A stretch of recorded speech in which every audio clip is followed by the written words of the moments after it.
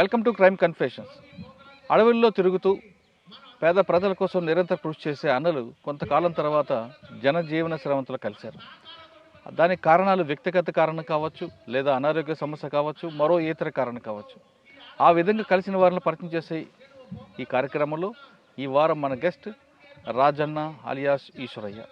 నల్లమల్ల రాజన్ అంటే తెలియని వారు ఎవరుంటారు పోలీసులకైతే, ఎందుకంటే పెద్ద కొత్తపల్లి పోలీస్ స్టేషన్లో ప్రధాన పాత్ర పోషించిన వ్యక్తి. అప్పట్లో ఉన్న సాంబశివరావు గారు ఆ వ్యక్తి కోసం చాలా తీవ్రంగా కృషి చేశారు. ఆయన్ని ఎలాగైనా పట్టుకోవాలనుకున్నారు, కానీ అప్పట్లో పోలీసుల వల్ల కొంత కాలేదు. ఆ వ్యక్తి ప్రస్తుతం మనతో ఉన్నారు. ఆయన అడిగి ఆయన ఎందుకు అడవి బాట పట్టారు, అప్పట్లో పరిస్థితులు ఏ విధంగా ఉండేవి, వెళ్ళిన తర్వాత ఆయన అనుకున్న లక్ష్యం సాధించారా లేదా అనే అంశంతో పాటు ప్రస్తుతం ఆయన జీవన విధానం ఎలా కొనసాగుతున్న విషయాన్ని ఆయన తెలుసుకుందాం. అన్న నమస్తే. రాజన్న అలియాస్ ఈశ్వరయ్య, నల్లమల్ల రాజన్న. అవును. నల్లమల్ల అనగానే మహబూబ్ నగర్ దగ్గర నుండి కర్నూలు మీదుగా ప్రకాశం జిల్లా వరకు ఈ ప్రాంతం అంతా కూడా అప్పట్లో పోలీసులకి ఒక పెద్ద టాస్క్ ఇది. 3 వైపుల నుంచి పోలీసులు అందరూ, టాప్ మోస్ట్ సీనియర్ ఆఫీసర్లు అందరూ కూడా ఉండేవారు. ఎందుకంటే మీలాంటి వాళ్ళందరి కోసం వేటాడాలని. కానీ ఈ నల్లమల్ల మీద పట్టున్నది మీకు, తర్వాత కృష్ణానికి లేదా బక్కన్నకి, సాంబశివుడికి, ఇటువంటి వాళ్ళకి మాత్రం పూర్తి పట్టుంటుంది.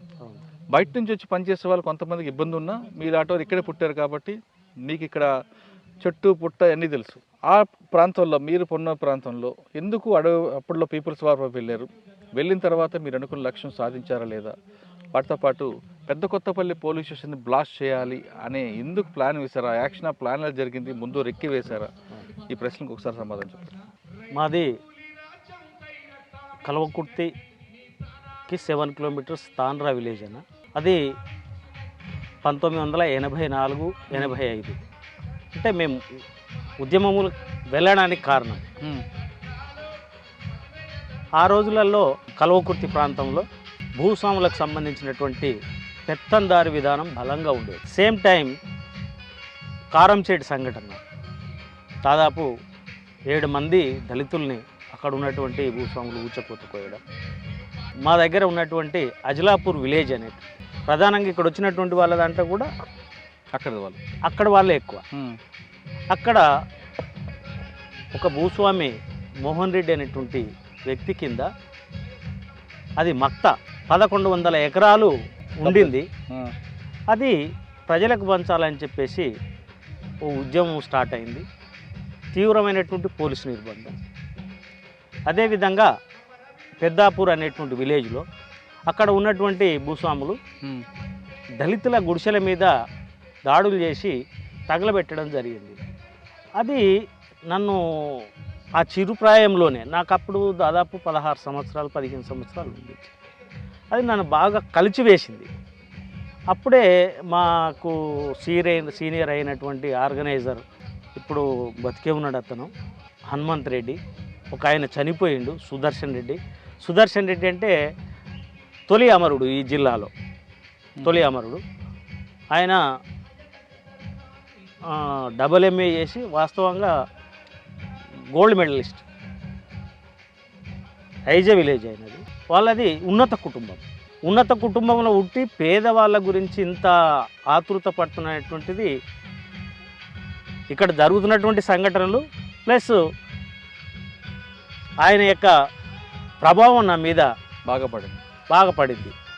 ఇంకొకటి గోపాల్ రెడ్డి అని చెప్పేసి మా ఆర్గనైజర్, ఇది బాలానగర్ విలేజ్. ఆయన పోలీస్ పటేల్ కుమారుడు. వాళ్ళ తండ్రికి వ్యతిరేకంగా కొట్లాడినటువంటి ఘనచరిత్ర అయినది.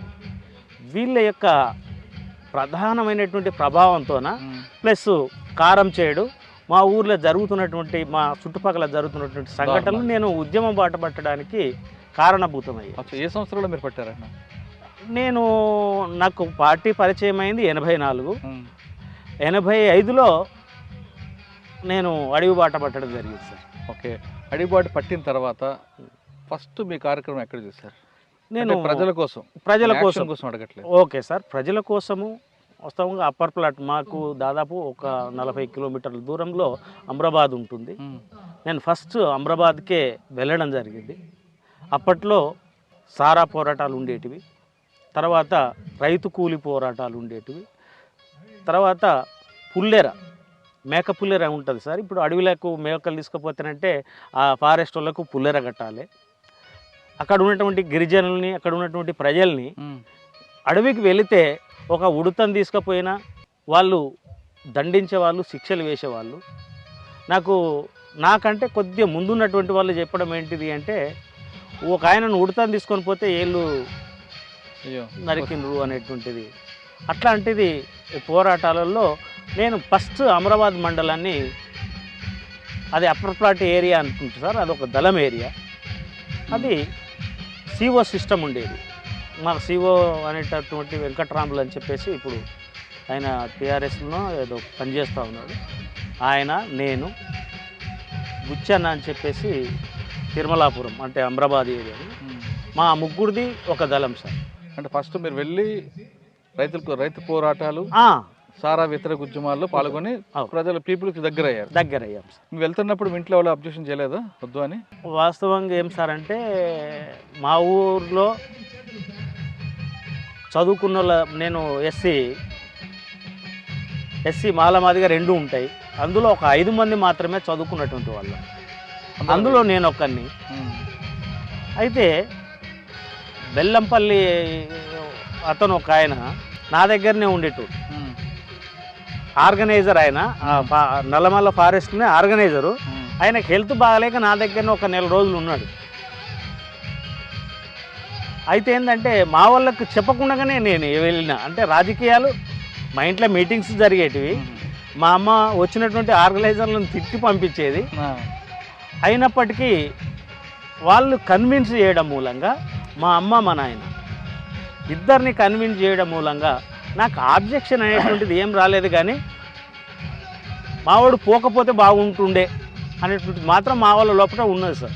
అయితే పోయేటప్పుడు మాత్రం చెప్పిపోలేదు, ఆబ్జెక్షన్ అంటూ ఏం లేదు సార్. ఓకే, లోపలికి వెళ్ళారు, అక్కడ ఉన్న చెంచులతో వాళ్ళకి సంబంధించిన కానీ కొన్ని కార్యక్రమాలు చేపట్టారు. అవును సార్.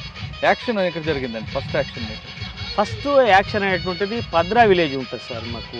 ఇది ఇప్పుడు మండల్ హెడ్ క్వార్టర్. ఇప్పుడు అమరాబాద్ తర్వాత ఇప్పుడు పద్రా మండలం అయింది. అది పద్రా విలేజ్లో మేము ఒక ఫారెస్ట్ ఆఫీసర్ను పిలిపించినాం. ఆయన పేరు వెంకటేశ్వర్లో సంథింగ్ ఏదో ఉంది సార్. అంటే ఆడ ప్రజాకంటకుడుగా తయారైంది. ఆయన ప్రతి అంశంలో ప్రజల్ని ఇబ్బంది పెడతా ఉన్నాడు. ఆయనను పిలిపించి మాట్లాడదామనేటువంటి ప్రోగ్రామ్ ఒకటి పెట్టుకున్నాం పగలే. అప్పట్లో ఇంత నిర్బంధం లేదు సార్. అది 86, 87 అనుకుంటా సార్. ఆ ఒకే రోజు మా మీద 2 సార్లు ఫైరింగ్స్ జరిగింది. అచ్చంపేటలో ఒకటి, మా దగ్గర పదరలో ఒకటి. ఆయన మేమేం పిలిపించాము, వచ్చి మాట్లాడిపోతాడు కదా అని చెప్పేసి మా దగ్గర ప్రజలు ఉన్నారు అప్పటికి. ఆయన పోలీస్కి ఇన్ఫర్మేషన్ ఇవ్వడం మూలంగా ఏమైందంటేనంటే, మేమేమనుకున్నాం జర్నల్గా, అది వాస్తవంగా ICDS జీప్ ఉంటుంది కదా సార్, అది మొత్తం ఐరన్ క్యాప్తో ఉంటుంది. మేము అట్లాంటి వాళ్ళే అనుకున్నాం, పోలీస్ జీప్ అని అనుకోలేదు. యాక్చువల్గా పాండు నాయక్ అని చెప్పేసి ఆయన రిటైర్ అయ్యిండో ఏమో తెలియదు. ఆయన నాయకత్వంలో మా మీద ఫైరింగ్స్ జరిగింది. అప్పుడు సుదర్శన్ రెడ్డి అని చెప్పేసి మా డిస్ట్రిక్ట్ సెక్రటరీకి కాలుకు గాయమైంది. ఇంకొక ఆయన్నేమో అరెస్ట్ అయ్యిండు, బుచ్చయ్య అని. నేను మాత్రం అరెస్ట్ కాకుండా తప్పించుకున్నాను సార్, అంతే. ఓకే, మొదటి దాడి అది. మొదటిది సార్. తర్వాత పెద్ద కొత్తపల్లి.